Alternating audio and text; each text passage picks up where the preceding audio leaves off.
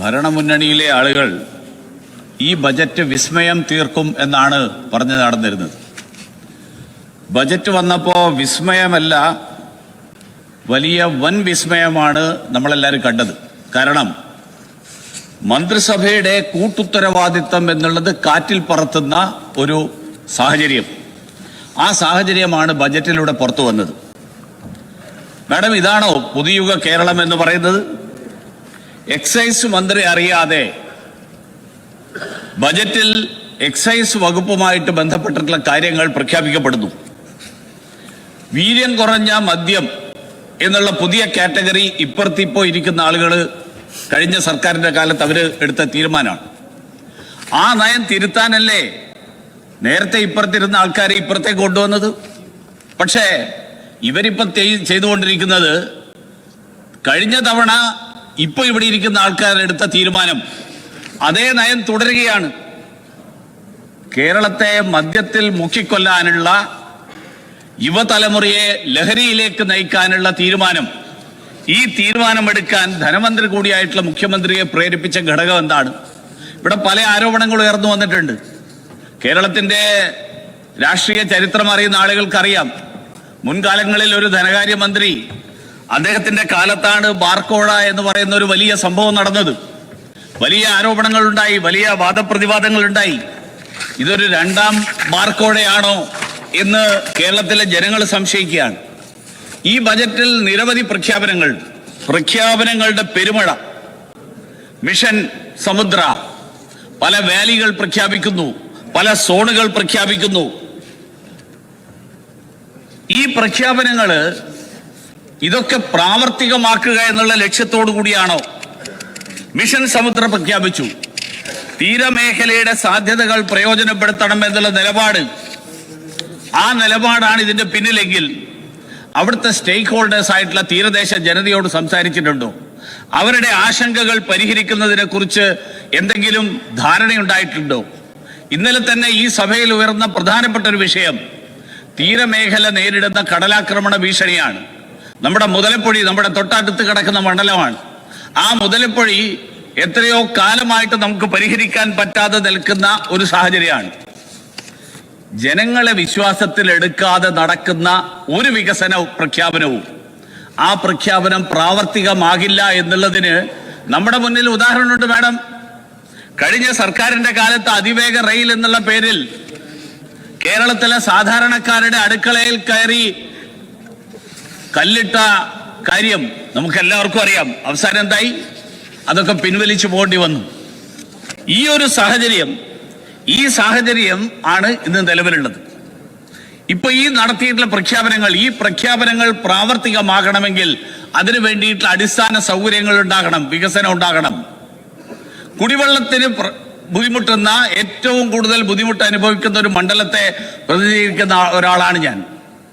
85,000 പേരാണ് ജോലി ചെയ്യുന്നത് ടെക്നോ പാർക്കിൽ.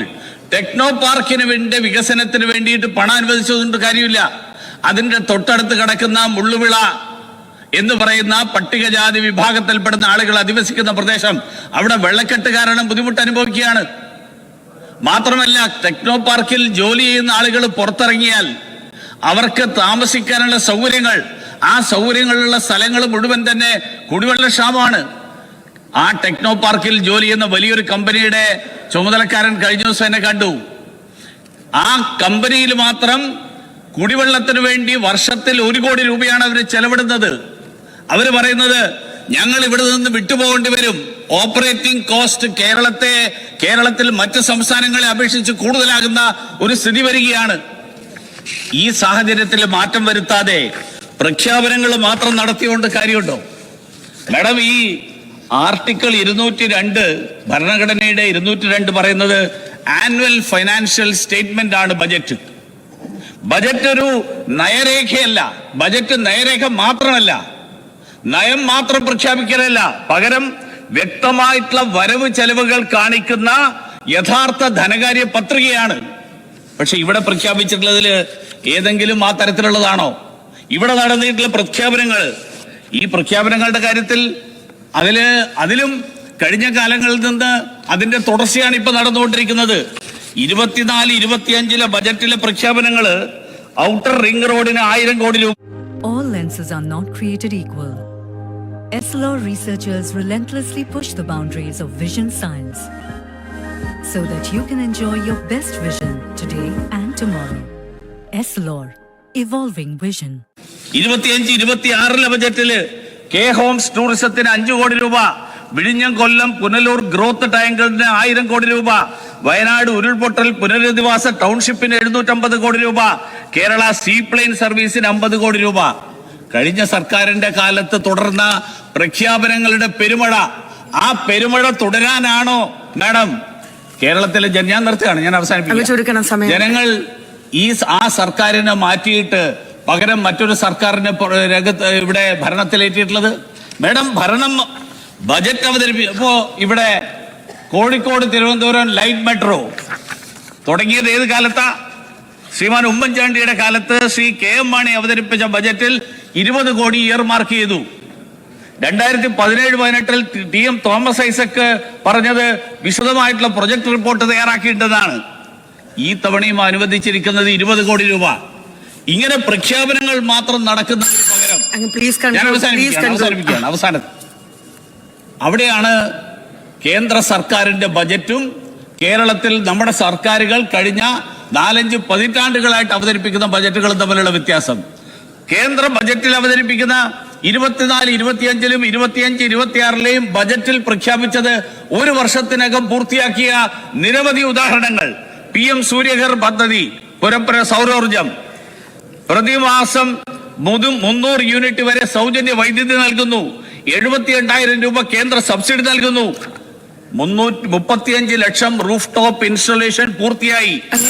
സഹായമായിട്ട് 24,890 വിതരണം ചെയ്തു.